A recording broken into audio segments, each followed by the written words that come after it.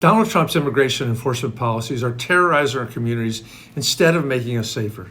He deploys the National Guard. He claims to address out-of-control crime, but this is simply not true. The occupation of D.C., the Los Angeles and Chicago raids, his threats against Portland and Memphis, none of these operations have been about crime.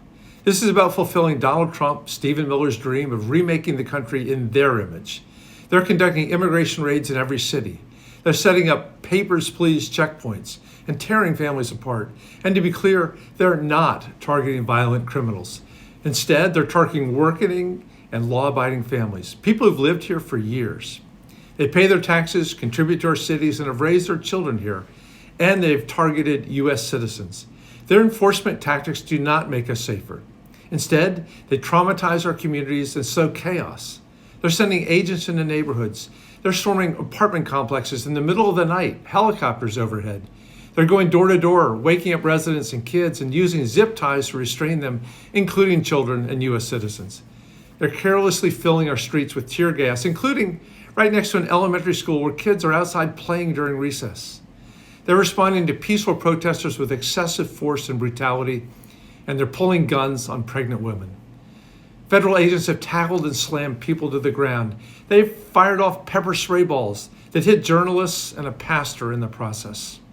And the Trump administration's agents are increasingly untethered from the legal rules regarding police powers. They're behaving like a secretive paramilitary force, like they're not answerable to anyone. This behavior is simply incompatible with American values and our Constitution. Their tactics shatter the trust that public safety depends upon. Congress must immediately act to rein in these tactics. Congresswoman Bonnie Watson-Coleman and I introduced the ICE Visibility Act that would require immigration officers be identifiable to the public. This should be a no-brainer.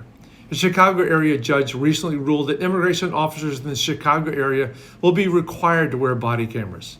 Congresswoman Eleanor Holmes Norton and I lead legislation that would require this for all federal police officers nationwide. There's much more to do to address the abuses of Donald Trump's lawless administration, but these bills are an obvious starting place for Congress. This kind of brutality is unacceptable in the United States.